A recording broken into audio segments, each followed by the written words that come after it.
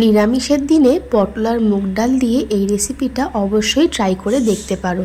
আশা করি তোমাদেরও ভালো লাগবে। আর গরম গরম ভাতের সাথে কিন্তু দারুণ লাগে খেতে, বানাতেও কিন্তু খুব একটা ঝামেলা নেই। তো দেখো, তার জন্য মুগ ডালটাকে কিন্তু বেশ অনেকক্ষণ ভিজিয়ে রেখেছিলাম। দেখো ডালটা কেমন ফুলে উঠেছে। মুগ ডালটা ভিজিয়ে রাখার পর একটা ঝুড়িতে নিয়ে জল ঝরিয়ে নিয়েছি, আর তার সাথে নিয়েছি 3টে পটল। তো এবারে এই ডালটা আর পটলটা আমি মিক্সারের মধ্যে নিয়ে বেটে নেব।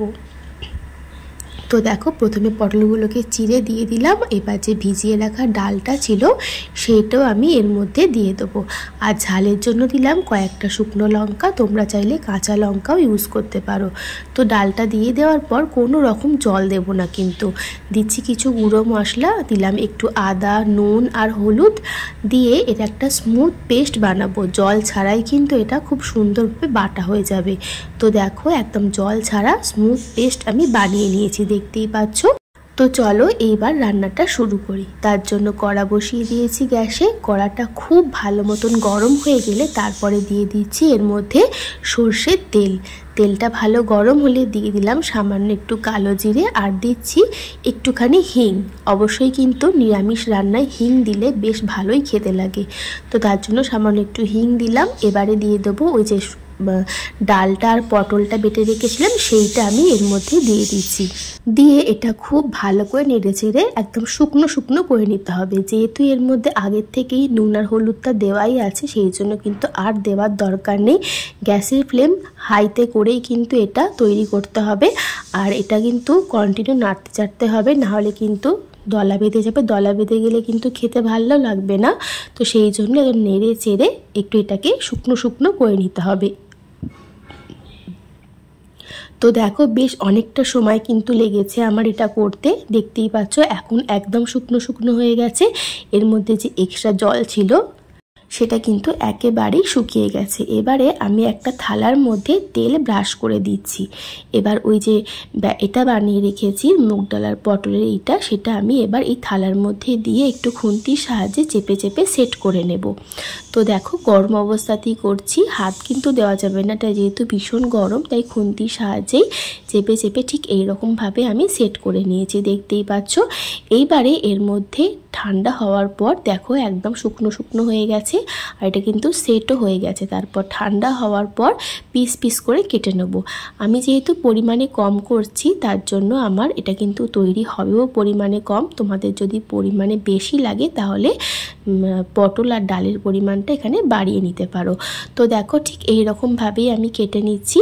প্রত্যেকটা কিন্তু একদম সুন্দর করে কেটে নেব। দেখো, একটুও কিন্তু ভেঙে যায়নি, প্রত্যেকটা একদম গোটা গোটা আছে, দেখতেই পাচ্ছ। আর খেতেও কিন্তু দারুণ লাগে এগুলো। তো দেখো, একদম একটাও ভেঙে যায়নি। এবারে কড়ার মধ্যে তেল আবারও দিয়ে দিলাম। গরম হয়ে গেলে তেলটা আমি এগুলোকে একটা একটা করে বেশ লালচে করে ভেজে নেব। যেহেতু এগুলো আগের থেকেই তৈরি করা, সেই জন্য আর গ্যাসের ফ্লেম লোতে করা লাগবে না, হাইতে করে এগুলোকে উল্টে পাল্টে ভেজে নেব। দেখো, একদম পনিরের মতন দেখতে লাগছে না, খেতেও কিন্তু দারুণ লাগে। তো দেখো, ঠিক এই রকমভাবে সব কটা ভেজে নিয়েছি। এবার তুলে রাখলাম। এবারে এটার ঝোল গ্রেভি বানাবো। তার জন্য এগুলো কিন্তু শুধু ডাল ভাতের সাথে খেতেও দারুণ লাগে। এবারে এগুলোর গ্রেভি বানাবো। আর দেখো, যে কটা ছিল সেগুলো আমি এভাবে সুন্দর করে লাল লাল করে ভেজে নেবো দুটো পিঠ। তারপরে এবার ওই কড়ার মধ্যেই দিয়ে দিলাম আরও একটু সর্ষের তেল। তেলটা ভালো মতন গরম হলে দিয়ে দিলাম তেলের ওপর গোটা জিরে ফোড়ন। তারপরে দিয়ে দিচ্ছি কেটে রাখা কিছু আলু। তোমরা চাইলে এখানে আলুটা স্কিপ করতে পারো। তো দেখো, এবার আলুটাকে বেশ ভালো করে একটু ভেজে নেব।